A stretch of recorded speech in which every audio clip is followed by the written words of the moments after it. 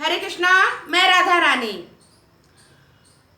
सर्वविदित है कि सुदामा जी ने अकेले चने खा लिए। भगवान श्री कृष्ण का हिस्सा भी सुदामा जी अकेले खा गए।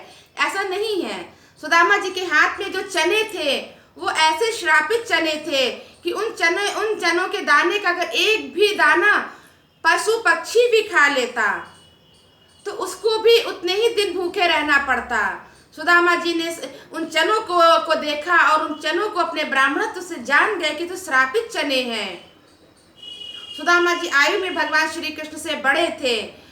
सुदामा जी ने अपने ब्राह्मणत्व से उन चनों को पढ़ लिया कि अरे तो श्रापित चने हैं, किसी को भूख का कष्ट ना हो,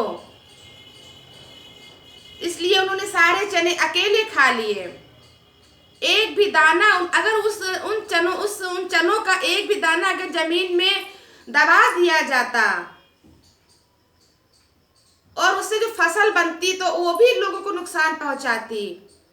इसलिए किसी को भूख का कष्ट ना हो और वो सारे चने सुदामा जी ने अकेले ही खा लिए। और जो जितने दाने चने के थे इसी कारण उन्हें उतने वर्ष तक भूखे रहना पड़ा।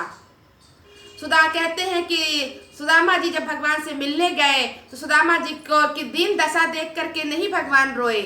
भगवान श्री कृष्ण सुदामा जी की मानवता देख करके रोने लगे कि अरे इतनी महानता कि तुमने हमारी प्रकृति में संतुलन बनाए रखने के लिए तुमने हमें तनाव मुक्त नहीं किया, तुमने हमें तनाव मुक्त रखा, तुमने हमें तनाव युक्त नहीं किया सुदामा कि हाय गाय भूखी है, हाय पंछी को भोजन नहीं मिला, इसको श्राप चना, इसके भाग्य में वो दुख लिखा हुआ है कि किसने चना खाया है।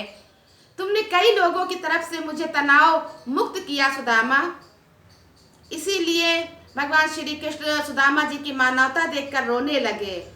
प्रकृति को संतुलित करने में दो लोग सहायक हुए, एक भोलेनाथ, दूसरे सुदामा जी।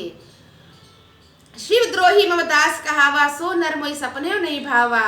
और दूसरे नंबर पर सुनते ही दौड़े चले आए मोहन, लगाया गले से सुदामा को मोहन। मानवता को कौन गले नहीं लगाता। आदमी बुरा नहीं होता है, आदतें बुरी होती हैं, स्वभाव बुरा होता है, नीयत खराब होती है। जिसकी आदतें अच्छी है, जिसकी नीयत अच्छी है, जिसका स्वभाव अच्छा है, उसे भगवान तो क्या मनुष्य भी गले लगा लेता है। हरे कृष्णा।